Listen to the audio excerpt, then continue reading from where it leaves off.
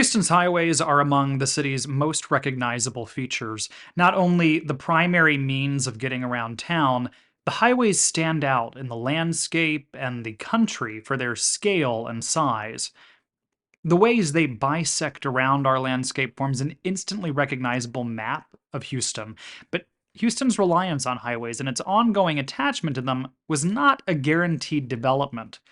The politics of how we get around town have been long fought in Houston's history, and today on the show, we're talking about how we landed at the infrastructure of the city we have today and what it means for other places around the country that are copying Houston's model of urban sprawl. I'm Weston Twardowski, the Associate Director of Rice University's Center for Environmental Studies and the Associate Director of Eco Studio in Rice's Sustainability Institute. And you're listening to Gulf Streams on KPFT Houston 90.1 FM, Galveston 89.5 FM, and Huntsville 89.7 FM, where we talk with leading experts and community leaders to better understand the environmental problems and potential solutions facing our community. A quick reminder that you can catch up on Gulf Streams anytime through our podcast, available on all major podcast platforms. If you enjoy the show, please like and subscribe to make sure you never miss an episode.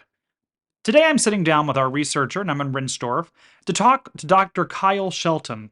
Dr. Shelton was a fellow and later deputy director of the Kinder Institute here in Houston until 2021, when he left to take up the role of director of the University of Minnesota Center for Transportation Studies. Dr. Kyle Shelton, welcome to the program. Thanks for having me. So I really enjoyed Power Moves, which is this, sweeping kind of history of the infrastructural development and the urban history of the city of Houston, which you really soundly articulate is not just understudied, but also really kind of significant for us to understanding how broader models around the Sun Belt, around the West have developed, that Houston is a kind of focal point that we should be paying more attention to. And so one of the things that I want to just start with, and this is overly broad, but just to give us a little introduction into some of the work, is, you do a really clear job in the book of walking us through how Houston became Houston. I know this is the city that we often refer to or sometimes refer to as the blob that ate Texas. And so I'm really interested in the two focal points that you lay out around the city both legally annexes neighboring areas, but it also literally remakes the kind of geology around and converts floodlands and drains places physically. So can you talk to us a little bit about how did Houston wind up becoming so massive and continuing to grow? Yeah, absolutely. One of my favorite images, speaking of the blob that ate East Texas, there's this amazing, I still have a copy of it somewhere. There's an amazing coloring book, an adult coloring book that was made in the 1950s, that is still somewhere in the Houston Metropolitan Research Center's archives. And the image of Houston is as a giant octopus sort of spreading its tentacles across, and it's like looping in New Orleans, or it's kind of already consumed New Orleans. It's like reaching up towards Chicago, so you can really get a sense for the city's aspirations in the mid 1950s, as it was probably one of the fastest growing places in the United States. So Certainly I think economically, we can definitely imagine the for impact sure, of Houston for in sure, that and region. Yeah. yeah, and I think that goes to the statement you had about sort of the undervalued place that Houston's history fits into within broader American urban history and even global urban history, I think you could argue. Um, we're such a young city, Houston is such a young city, um, that both from a academic research perspective, when you think about a place like New York or Chicago that have had generations of researchers doing work on the different parts of its systems and structures, and universities that have been dedicated to that work.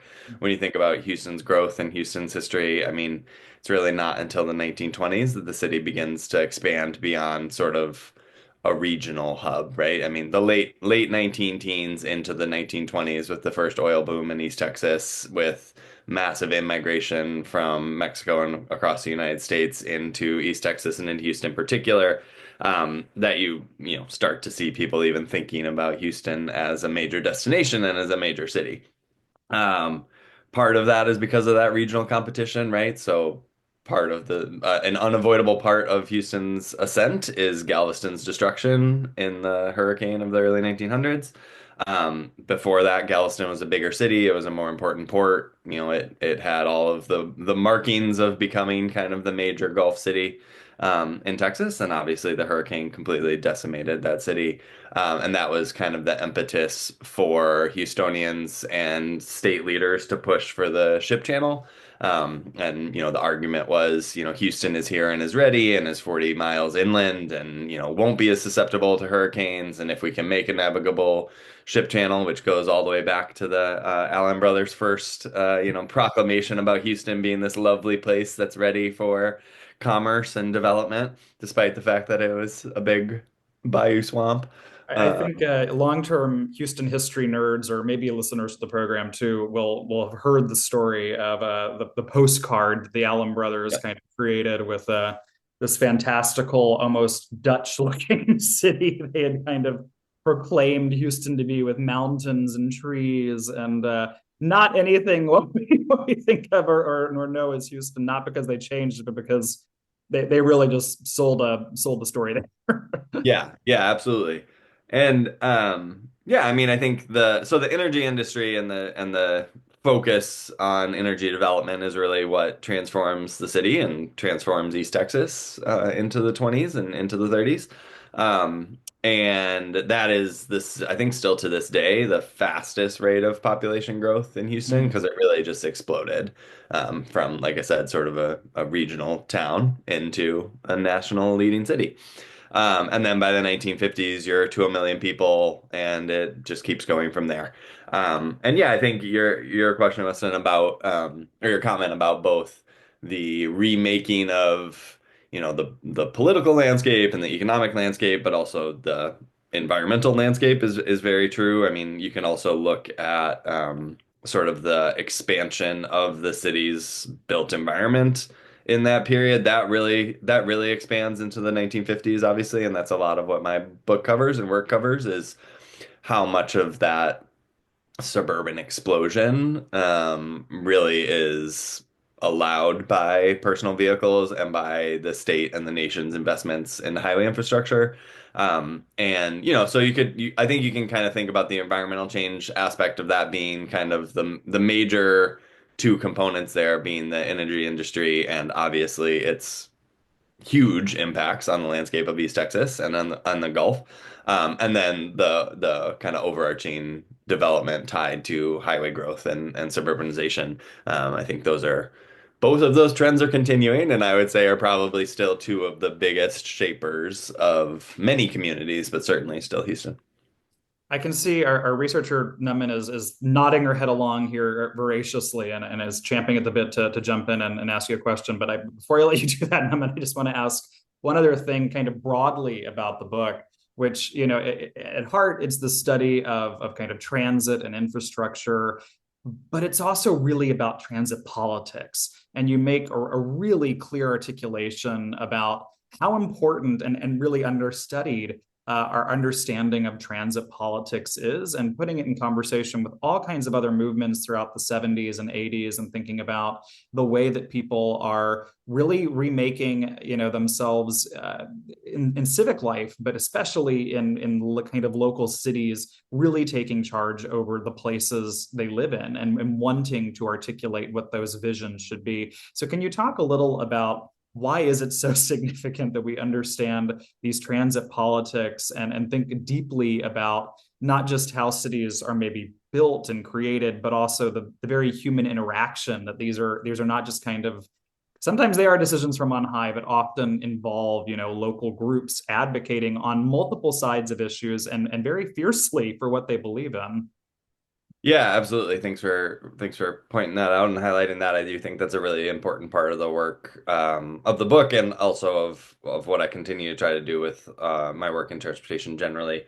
So I think transportation in particular is a very expert-driven discipline, right? We say, okay, the engineers know what they're going to do and they're going to plan these and they're going to build these structures, and that was very much the case in the early 20th century, both politically in terms of what it took to build a project was very little in the grand scheme of things in terms of oversight and public input or public shaping. And so it was a very technocratic process, right? So state highway departments, city planners, kind of, the technocratic leaders in each of those spaces were able to say, this is what we know to be the investments we want to make. We're really, doubling down on transportation and on highways. Let's do it. And, part of what I track in the arc of the book is how does that change over time and how does that transportation politics change over time as people realize, oh, these are systems that are drastically shaping every part of our lives, not just how we move or how goods get to us, but also our very neighborhoods, right? And I think one of the so there's that transformation, which we still see to this day, right? The move from sort of high level, particularly federal, down. This is the system we're going to build. Go forth and build it. Local implementers, with very little public input in the 40s, 50s, and into the 60s. Up to today, where you could also argue that one of the problems with our infrastructure construction at this point is that there's a lot of input and a lot of ways to change it. But that's a longer conversation.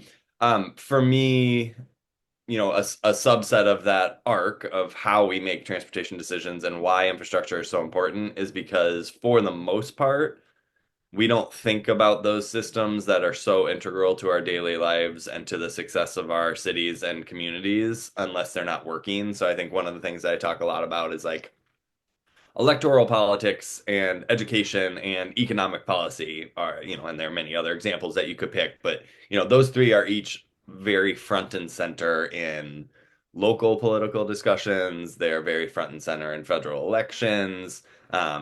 Many people have opinions about those things, right? Like if you have school age children, you certainly have an opinion about public education, and many people who don't have children have opinions about it, right?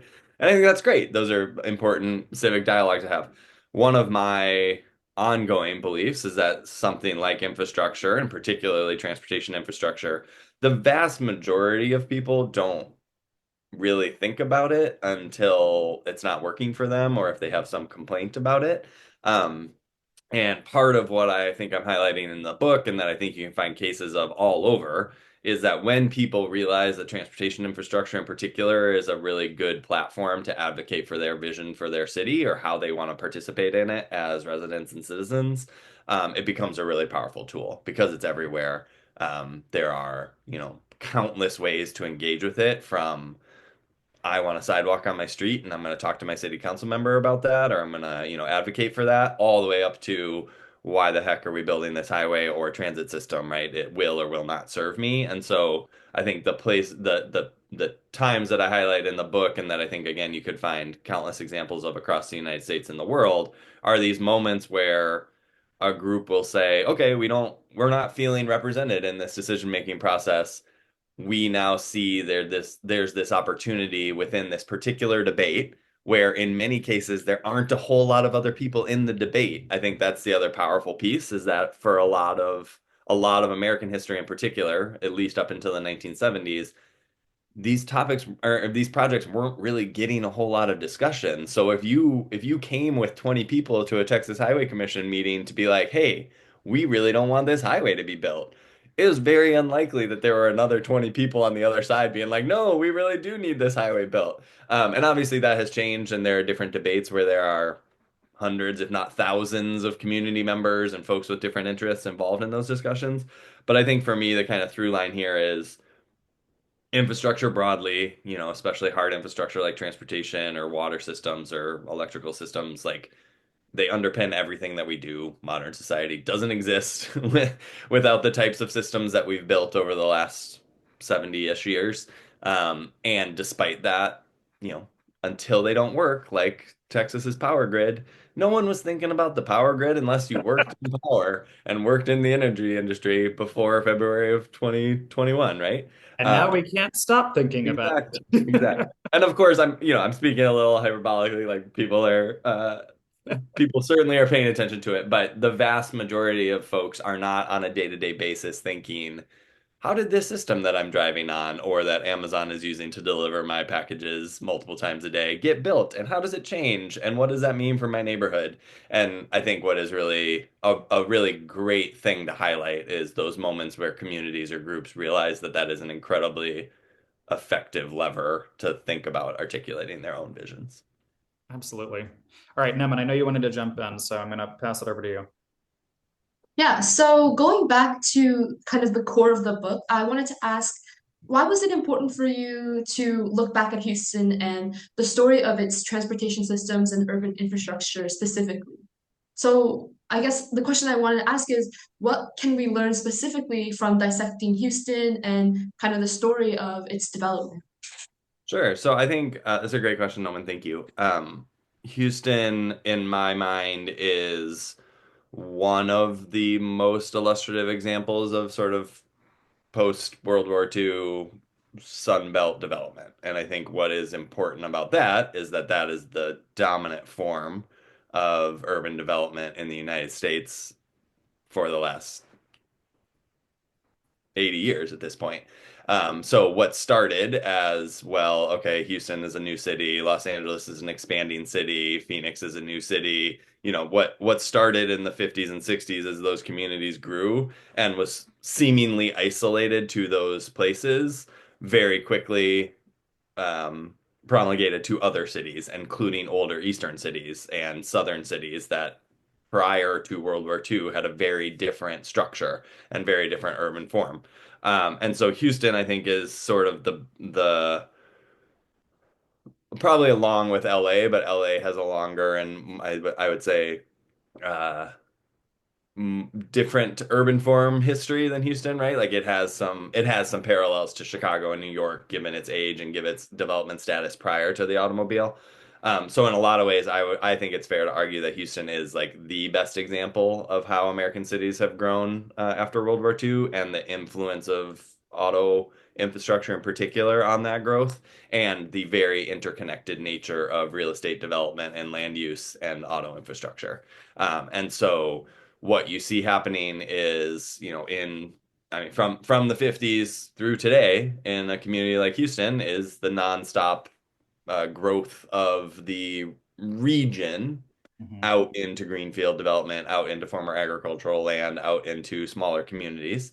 And that pattern is now something that is definitely the dominant form of land use and urban development across the United States, as much in those traditional centers of New York, like the New York metropolitan region now as a region resembles Houston in much the same way that is following the patterns that Houston kind of laid. Obviously, New York and LA are gigantic places and have their own unique dynamics, but I think if you kind of look at the way the urban form and the expansions of our metropolitan regions as we have developed more highway infrastructure, Houston was one of the first places to really be able to track that, and you can see that being replicated elsewhere. And then the challenges that come with that type of regional growth, with that type of then regional decision making or lack of regional decision making becomes really apparent. And so, in terms of trying to understand how we grapple with what our metropolitan growth systems are today, I think learning from what Houston did or what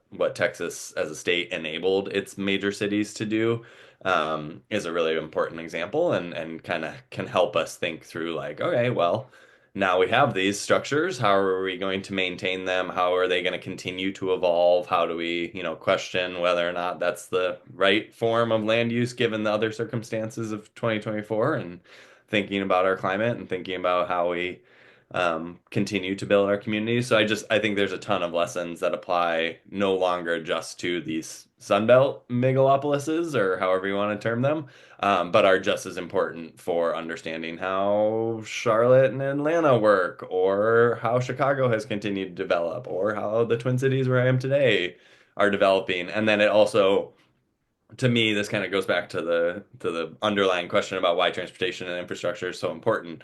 None of that works if we don't build the infrastructure that we have, right? So the suburbanization of these communities, the challenges that come with that, from diluted tax bases to, completely dispersed education systems and competing school districts and all of that, like that only happens and has only happened because we have also built the infrastructure that allows people to choose to live, an hour and a half outside of the major economic hub of the key city. And so again, in a lot of ways, I think Houston, in that case, maybe not is not the only one that was doing that, but is one of kind of our leading edge cities of like, oh, what will happen if we let people live 45 minutes outside of downtown and kind of create their own jurisdiction and opt out of the Houston Independent School District and opt out of paying property taxes to the city of Houston? Like, how are we gonna get along? Well, and that's something I would love to hear more about some of those consequences because in the development of the city, as we continue to see in the development of the city, that is where the kind of, remarkable growth of Houston actually is outside of Houston. This has been the kind of statistic for several years as Houston's population growth of the city proper is pretty much stagnant. Or it maybe some years goes down by 1,000, up by 1,000, but it's not like tremendously growing. But all of the areas, those exurbs, those suburbs around Houston are just phenomenally fast growing. And that has real implications for I think everyone on kind of both sides of that equation of both Yep. the exurban and the urban. And so I'm wondering if you can talk about I like that you framed that as a choice, that it wasn't just a kind of accidental thing. I think you're absolutely right that when we think of, how do I get to work? Well, I get up and I drive and I take the route that I take and I go. I don't think about the grid all that much. That lots of these kind of urban infrastructural questions aren't for most of us pressing on a day-to-day mindset as we go about our lives, but they determine so much of how our lives are lived and that's not just accidental, as actually our policies, as actually our kind of strategies that are being used at a higher level. And so, what are some of the consequences of this really remarkable ex-urban growth that we've seen, particularly in Houston over the last decades? Yeah, so I think there's a lot that you can highlight. So I think, again, one of the unique parts of Sunbelt cities is that many of them are huge. So like Yeah. Houston's jurisdiction is gigantic. It's, I think, 650 square miles, give or take, Mhm. which is massive compared to many, like just use Chicago as an example. Chicago is surrounded by other incorporated jurisdictions, and its jurisdiction is much smaller compared to the region. So Houston and other cities like Phoenix have a bigger role in the regional politics, and so I think some of the exurban and kind of the opportunities and consequences that you're asking about are slightly changed because of that. So I'm backing up to say the fact that Houston got so big into the 1950s and both population and size, they really, like many other cities and most American cities continue to do this, right? Like they search for development and they search for expansion to expand the property tax base so that they can pay for the stuff they've already done, right? So Houston is sort of the best, is one of the best examples of, okay, we've expanded to 650 square miles and we've incorporated all of this area into our territory. And oh, darn, now we have to provide wastewater service and build roads and do all of this infrastructure for all of this territory. How are we possibly going to pay for that? Oh, I guess we need to expand more and annex more and bring in higher tax base, right? And so there's a huge cost to that, especially when you stop growing. If you stop growing, that falls apart, right? You don't continue to add property tax base to it, and then you have overextended yourself. And this is what you see in Houston and many other cities is that they have massive infrastructure costs. And even though they have massive property tax rolls and a huge amount of money in their budgets, it's not enough to pay for the infrastructure maintenance, let alone new investments and new needs. And that is so with that in mind, that is really what is amplified by the challenges of suburbanization and exurbanization. I don't know if I've ever used that as a verb, but there we go. Is that as those communities, so that was Houston's expansion and Houston's early inability to provide the services at the level that some of those further out communities wanted was one of the major impetuses for the creation of MUDs and the creation of new jurisdictions outside of the city in unincorporated Harris County because people said, A, I don't want to be a part of Houston. I don't want to pay taxes to Houston, and they're not providing me the services that I need. So why would we possibly say yes to being annexed by Houston? And so what you see in that sort of starting in the 1960s is some of the smaller communities, and I sort of talk about this, like annexation battle between Pasadena and Houston and a few other cities, which I think is a fascinating regional politics piece. Can you say a Um, little more about it? I mean, I think some people probably remember this clearly, but a lot of people yeah, have no idea about the history of annexation, and I think it's a sure. fascinating part of how Yeah. Houston became Houston. Yeah, definitely. So, in the 40s and 50s, there were pretty much no limitations on what cities of any size could do to annex. You sort of had to have contiguous territory. You're not like you can't just leapfrog over somebody and annex something you're not connected to, but there were very few rules about like how much contiguous land you needed to have or like how could you justify that annexation or there had to be a certain number of people or they had to vote, right? It was basically just like, oh, you want to annex something? Great, go for it. And so it was basically just like an arms race of annexation among cities in Dallas and in Houston in particular, as the central city was like doubling and quadrupling in size. And if you look at the annexation maps of Houston, it is pretty much what they did from about 1920 to 1955, 56. Houston just grew and grew and grew. And so you have cities like Pasadena, which was relatively sizable. I don't know its population off the top of my head from like the mid 50s, but it was a substantial city with a lot of the industry folks focus there and a lot of the big plants and economic engine there. And they said we don't want to be subsumed by Houston and we don't want to be locked in by Houston. So we're going to annex too. Um, and so it really became this ridiculous annexation race where there were all sorts of lawsuits, all sorts of arguments about stuff. There was at one point sort of like secretive agreement between Pasadena and LaPorte and some of the other Gulf adjacent cities to like annex and de-annex certain parts of their cities so that Pasadena could like do an end run around Houston and claim this big part of property that Houston was trying to annex. And so at some point in the early 60s, the state legislature said this is ridiculous. We can't just have this completely going off the map. And what they did was the Municipal Annexation Act, which I think was 1962, and it hugely benefited large cities. But it basically set the parameters for what a city could annex every year. I want to say it was like 10% of its size annually, so you couldn't just double your territory for no reason. And you had to have, a very clear set of like it has to be connected. You have to have annexed land to it. You can't do the leapfrog thing.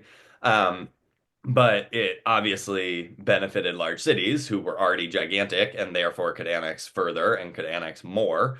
And it also established something, and this is deeply in the weeds, but this still exists, the extraterritorial jurisdiction. All right. So large cities you can kind of think about it as like think about it as a square. If Houston was actually shaped like a square, it's not. But you have one square that's the size of one. And then around that square, there's a bigger kind of like dotted line square that's, let's just say, double that. To this day, the city of Houston controls all incorporation within that extraterritorial jurisdiction. So a mud or a collection of muds can't incorporate without Houston's permission within the extraterritorial jurisdiction. And no one else can annex it without Houston's permission. And so that continues to drive a lot of why that's why muds are the thing that the state has used and that private developers have used to develop because they can't just incorporate within the ETJ. That's why you see those proliferate. That's why you see that as the tool that people use because they don't need to incorporate and they can use other laws to create to take bonds and to build the infrastructure and they don't need to incorporate within Houston. But yeah, all of uh, that whole situation led and frankly like promoted the type of land use and development that we see in Houston because people didn't want to be a part of the city. They didn't have the option to be in cities that were not Houston that still could grow because Houston subsumed all of them. And so you get a lot of this more, it's not informal, they're formal, they are legal mechanisms to develop and to build infrastructure, but it is a big part of why you see so much unincorporated population in Harris County. And Harris County, I think this is still true, has one of the largest unincorporated populations in the country, and that's primarily because of the MUDs and because of the ability to develop uh, planned communities and housing outside of incorporated jurisdictions. And that has really also amplified the challenges that I talked about that Houston faces still today around infrastructure development and maintenance. Those MUDs don't have the same type of property tax. They're actually incentivized to lower their property tax. That's why people buy their houses in them, because they can say, okay, great, we took these bonds, you're going to pay them off over time, your property tax is going to continue to drop. When I was at the Kinder Institute, we did a lot of work around this. There are hundreds of MUDs in Harris County. No one is responsible for their long-term maintenance except the residents of those MUDs. So if you lower your property tax incredibly and your water main breaks, the residents are on the hook for that. And if the residents can't afford that, the county is on the hook. Isn't really on the hook for it, but is the only jurisdiction that can feasibly help them. So it really is another big challenge of that urban form development that Houston has, and I think is one of the unique infrastructural challenges of that mode. There's a whole other ball of wax that we didn't get into in terms of like, the education politics side of things, or just how regions develop and work together or don't work together. But from the transportation and hard infrastructure side, it is really the poster child of like untrammeled expansion, building of new systems. There has been more attention to that ongoing maintenance and need to have the funding to keep them up in the last 20 years, I would say, than before. But almost everyone is also still staring down a future of like, wow, we've got a lot of infrastructure that we built without a whole lot of thought about how we're going to maintain it. And so that's not a problem that's going away for Houston or its surroundings. No, and I mean, I think that's something that folks are very aware of because we do feel it in our daily commute. Yeah. So there's no shortage of folks who complain and whine about Houston infrastructure or lack thereof in terms of maintenance. I do want to pass it over to Naman because I know she's got a follow up on that. But I just want to say, this is really enlightening for me to think about. We've had urban planners on the city on the show before, and I think it's something that folks often imagine Houston as a place that's kind of allergic to urban planners and to planning in general. And it's something that, I've said and that I've talked with others about. And one of the things we get at is just scale of Houston means that, your problems aren't typically like city problems. They're like state problems. Like planning for Houston is so vast and in comparison to other places that you get these different kinds of challenges. And I think, what's really helpful about this, the details of these kind of small policy snowballing impacts is we can see that, yeah, just like you might have in a state or a much larger entity, you're dealing with all of these discrete partners. And that's really, really complex. And so I think it contributes more to that difficulty of trying to plan in a place like Houston. Not that folks are actually resistant to it, but it's just immensely complex. Okay, Naman, I know you want to jump in, so I'm going to pass it over to you. Thank you. And I wanted to touch on kind of the initial stages of highway development in Houston, and specifically regarding the impact that it had on the marginalized communities here in Houston, specifically Black and Mexican American communities. In your book, you kind of touch on how highways were routed directly through these communities and how this kind of deepened the already existing divides that existed, whether that's racially or economically, in the 50s and 60s. I was just wondering if you could kind of touch on the history of this development and how it still continues to affect Houstonians, even to this day. Yeah, absolutely. So again, here Houston is not exceptional. Almost every mid-sized American city and above Well, experience. you're going to go around, telling Houstonians they're not exceptional on air. I'm going to get some blowback on that. So we have to be very careful in our framing here. It's true. It's true. Here, I'll add this. Like all of No, no, Texas, you're right. You're right. the highway infrastructure is exceptional because it's overwhelming. I can still remember the first time we moved to Texas, driving into Austin and seeing the Texas flyovers and thinking, what is this place with this infrastructure? So anyway, there's always an exceptional part for sure. Um, in terms of highway planning and placement and its impacts on lower resourced, predominantly communities of color, that is not exceptional. So again, I think my research and work certainly added to, far too many examples of other highway disruptions across the United States. There's been a lot of great work recently on that. Um, there's just no shortage. Twin Cities has a history of that we're dealing with. That's why the Reconnecting Communities program exists in the bipartisan infrastructure law.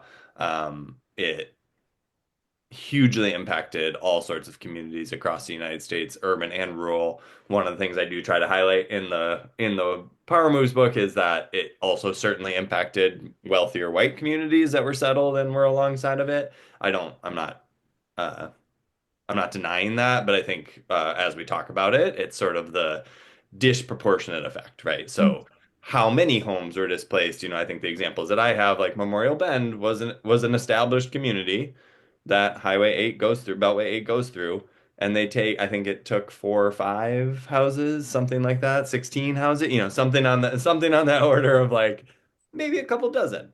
And then you look at something like the Fifth Ward, where two major highways intersected, and just in that image that I have in my book of the interchange between 10 and 59, it was something like 960 structures. Um, Homes, businesses, churches, schools, all sorts of stuff were claimed when the right of way was built.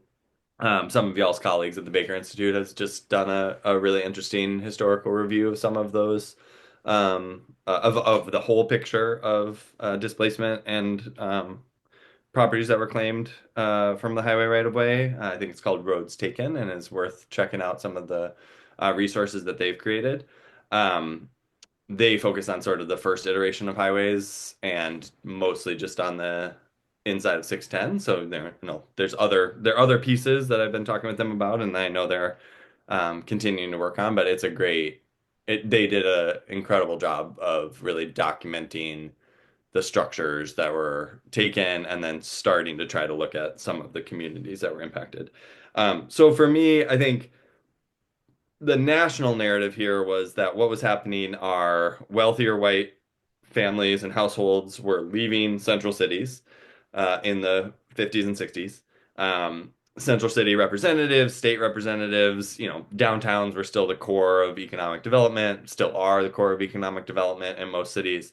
Um, Collectively, officials were saying, okay, we're fine with this suburbanization happening. In fact, it's, allowing us to see more economic development. It's doing all these things that we want to see. But we also want to make sure those folks are able to come back into downtown, and we can't lose that workforce. We can't lose that economic drive. How do we continue to connect these groups to the central cities?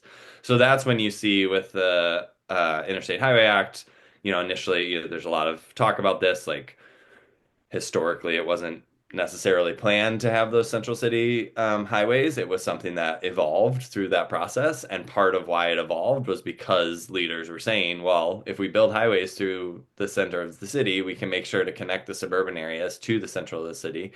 And it gives us the opportunity to get rid of blighted areas, right? And across the country, local officials work with highway officials to say, okay, you're going to route this highway through our city. We've really been trying to figure out how to get rid of this low income neighborhood or drastically redevelop this low income neighborhood. We would like to route it through there. Like, oh, it gives us the opportunity to think about how to use that as the impetus for a broader redevelopment scheme, basically. Um, in some places, that was really explicit, where they literally just said, we're going to build it through this because we don't want it here. Mhm. Um, and in some places, that was just implicit, like that was where the route went, right? And there's been, I think, a lot of time wasted on trying to decide whether or not people meant to do that or did it, with a racist lens or with a very not racist lens, but with a race with a racist perspective from the very beginning, I just don't think there's any way to deny that that was a part of the Yeah. calculus in every city, right? Again, whether it was implicit or explicit, it's different in different contexts with different people, but the outcomes were to divide these communities that were already segregated, that were already marginalized and disempowered, and it became a very physical demarcation, and disrupted segregated commercial corridors. Huge numbers of Black economic corridors were destroyed completely by these roadways or completely undercut by the roadways. Interestingly, it wasn't just the disruption of the displacement and the closing of those stores, but it was also then the dispersal that those highways caused. Um, that also undercut that, right? So they're sort of like factors coming from all sides. Um, and one of the things that I talk a lot about in the book and that I've continued to think about, and that I know a lot of the Reconnecting Communities grantees today are thinking about, are both the immediate term displacement impacts, the economic losses. There's been a lot of really amazing work done in places like Rondo and St. Paul by an organization called Reconnect Rondo to look at, okay, how many families were displaced? How much was the value of their home when they were bought? What would that value have been today if it was still there? And it's, on the orders of tens of millions of dollars of generational wealth lost. So I think it's really important for us to think both when you ask, about the ongoing legacy of that. I've thought a lot about this, and for me, it's not enough for us to say we recognize the harms we caused in 1955 when we built this highway. It was bad. We displaced these people. We disrupted these communities. That's critical. We have to do that. We have to acknowledge that. But it also is the incredible long tails of those impacts are still ongoing. The generational wealth that prevented people from accumulating is huge. The kind of psychological damage and the ways that communities changed and the way that this communities continued to develop or not because of those highways is huge and continues to have ramifications. Like the loss of homeowners and the rise of hugely renter-driven communities. Not to say renter-driven communities can't thrive and be amazing, but there are also new challenges when a neighborhood shifts from even 50-50 renter homeowner to 90% renters. You end up with lots of more absentee landlords. You end up with many more maintenance problems. The properties maybe aren't kept up by those homeowners. They're, the landlords in the same way. So there's a huge number of dynamics that change. And then one of the other things I often talk about just purely from the infrastructure side of things is that we act like these highway decisions have stopped impacting people because they built it in 1955. The displacement happened. That was bad. But, now the infrastructure is there. So what are we going to do about it? We continue to expand that infrastructure. And we continue, once you decide that this is the corridor, once you've built those interstates, yeah, we build new roads and we build new highways sometimes. The vast majority of the projects we're doing are all happening in the same corridor. So if you take the Fifth Ward, or if you take Independence Heights, or you take any other community in Houston or many other cities, those communities have experienced every generation of infrastructure project from the very beginning. So yes, they absorbed the massive blow of the initial displacement and construction. And then, highways get redeveloped and redone basically every 10 to 15 years. Some highways never stop getting redone. And every time you add a lane or you add an exit or you reconfigure, whatever you're doing on it, you're taking another two or three homes, or you're bringing the highway closer to a different community institution. And all of that has iterative impacts.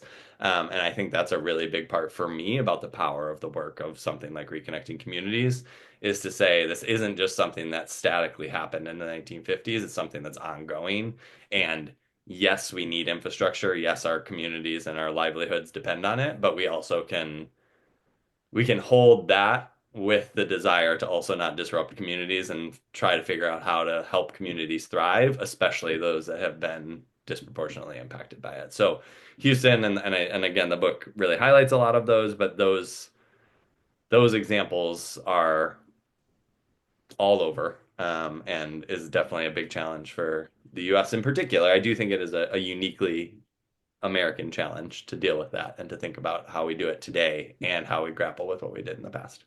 No, I would definitely agree with that, and I hadn't actually thought about it in those terms. So that's a good note for us to consider.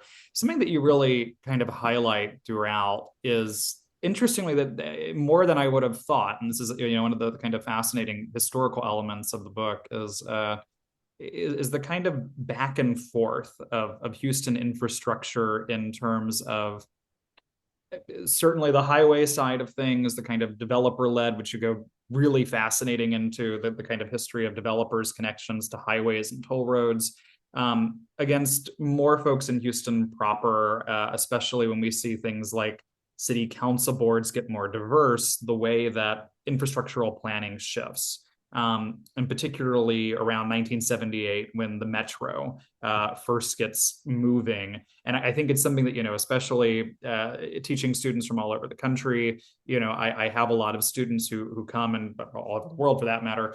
I have a lot of students who come and are consistently like, why don't we have a train here? Like, why isn't there a train running on this road or that road? Um, and I mean, trains, rail is a heavy form of infrastructure. Like I think there's an understanding of it, and I like trains too. Don't get me wrong, but they're big and they're heavy and they're expensive and they're complex. And some of them, as you point out, the Red Line is immensely popular and a very successful example of rail transit in the city. And then there are places where there's really surprising pushback. You give a kind of fascinating history of the Green Line and finding that in 2004, about 21% of the communities around it lacked access to a car. And it makes a lot of sense for folks around the Green Line to have that. And it took a long time to get built and developed and to go through a number of phases. So I'm wondering if you can talk a little maybe about the other end of highways, if we can talk about rail or even just thinking about alternatives to highways. And to some degree, I'd love to hear about that history, but I'd also unfairly ask you to speculate maybe a little bit about what do we think the future of Houston's transit looks like, not just on the highway side that we know will continue to be developed, especially given the fact that the state requires a believe, don't quote me, but I'm pretty sure it's 97%. Maybe it's 98%. I know it's one of those two numbers of infrastructural funds to go to highway projects. And so there's just a tremendous amount of kind of state support for those. So that's not going away. And at the same time, there does seem to be a tremendous drive in Houston, especially over the last decade, to try to diversify some forms of transit. So can you talk a little bit about that history and maybe if you're willing, speculate a little about what the future might hold? Yeah, absolutely. I'm a different type of historian because I'm no longer actively practicing history in my current work. So I'm happy to both talk about history from an academic perspective and do that dangerous speculation. No, I think that's I'm in using the the same current boat. status. It's always frightening to ask a historian to speculate on anything, but Yeah. Yeah. it's good No. for us too. Yeah, absolutely. And that's the joy of getting to work in policy and current day topics that I do now at the center. So yeah, I think one of the things I always try to highlight with American transit history is kind of grounding us in how we have dealt with mass transit as a country. Um, we, for generations, were the world's largest railroad-based country. I don't, that's a ridiculous way to say that. But we had the most dependence on rail for much of the 1800, since its introduction in the 1800s into the 1900s. We had private rail companies both doing passenger and freight. We had interurbans, we had electric trolleys, we had streetcars, we had all sorts of rail. All of it was private. It was thought of as a private industry. It was hugely successful. Leland Stanford made the equivalent of billions of dollars. All sorts of entrepreneurs made billions of dollars on their private transportation companies, whether it was passenger and freight rail and the major rail carriers, or whether it was streetcars and other things. Often tying it to real estate. That's the development of Los Angeles was its streetcar network developed at the same time by the same people who had the real estate holdings that they were building the lines to. Um, so when highways are developed and when road funding is really implemented from the federal government in the 1920s going forward, they draw a quick distinction between roads are a public good, right? Like roads are going to allow farmers to get their goods to market. That's why roads in Texas are called farm to market roads. Uh, we're going to get there, there's a famous quote of we're going to get the farmer out of the mud, so we're going to build this highway infrastructure so that they can get their goods to market, so that we can allow economic activity. From the very beginning, roads and auto infrastructure is seen as a public good and public necessity, and so no one ever questioned why are we giving so much money, federal dollars, public dollars to roadways. Hmm. That never entered the conversation for mass transit until the 1970s at a high level in the United States. Obviously, you have legacy systems in Boston and New York and Chicago that are going to have public agencies and start to get public funds earlier than that. But Atlanta, Houston, Los Angeles, other cities really don't have public transit administrations and agencies until the late 1960s, early 1970s, into the 1980s.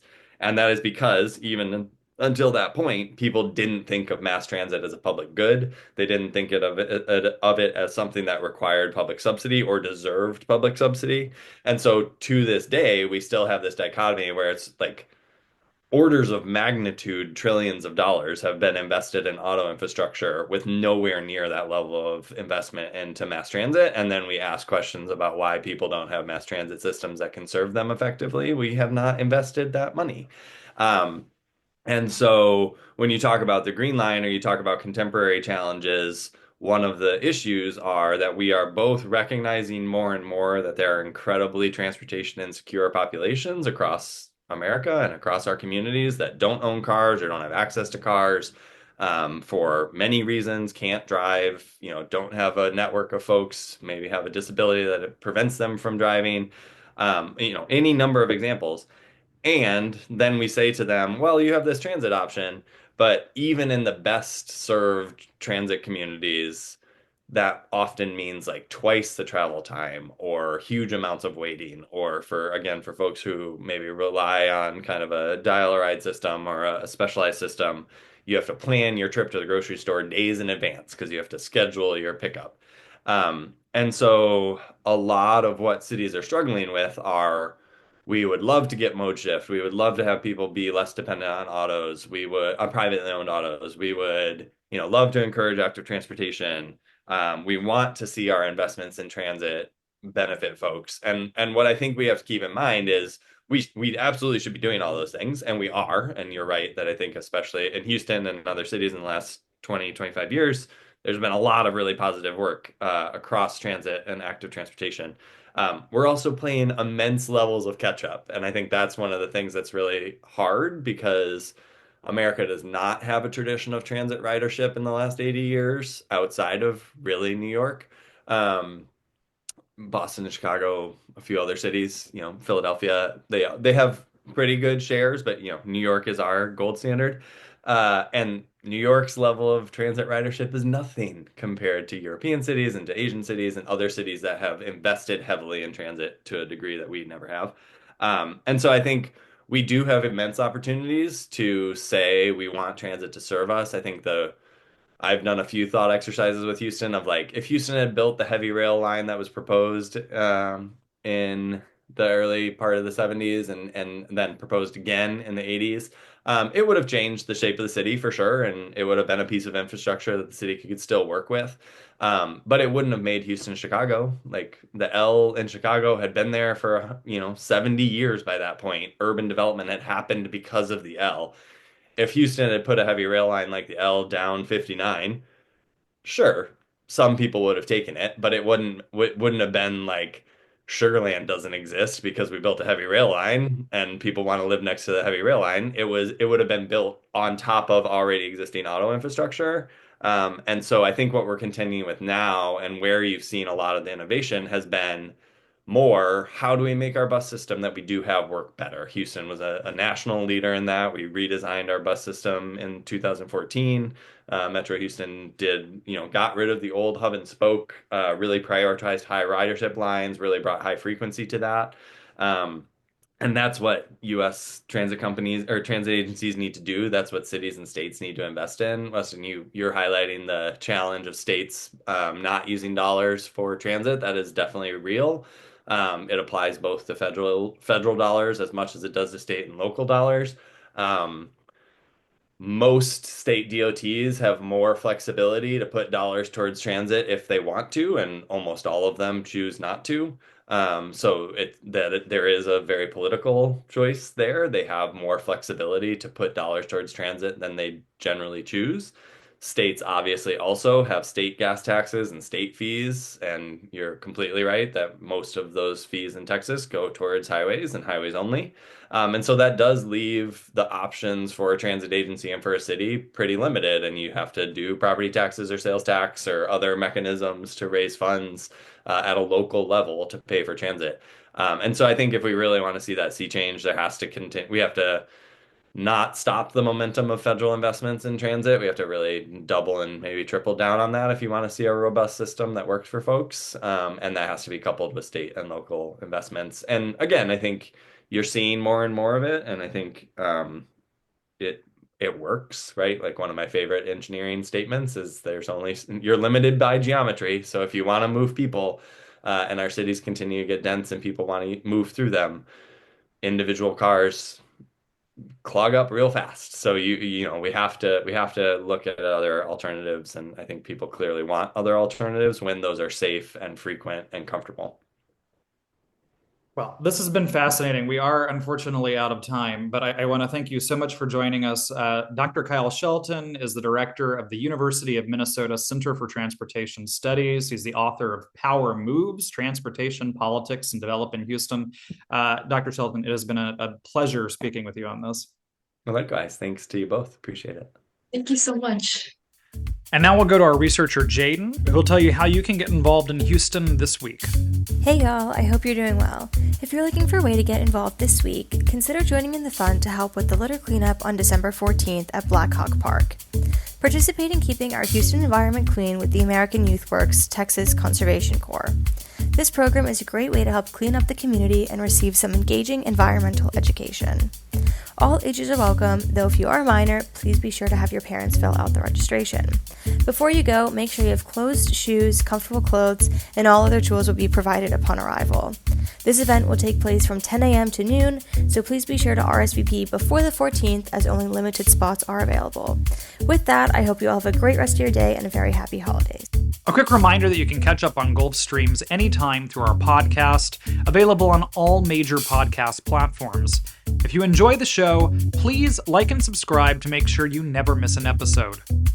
Gulf Streams is a co-production of KPFT Houston and Rice's Center for Environmental Studies, with support from the Andrew W. Mellon Foundation and the Rice Sustainability Institute's Eco Studio. Produced by Weston Twardowski. Co-produced by Joseph Campana. Audio engineer Rico Enriquez. Original music by Carter Dean. Research support provided by Jaden Brayboyce, Sophia Soltez, and Emin Rinsdorf. Stay tuned for the R&R Show with Ronnie Renfro and Tom Richards here on KPFT Houston 90.1 FM, Galveston 89.5 FM, and Huntsville 89.7 FM.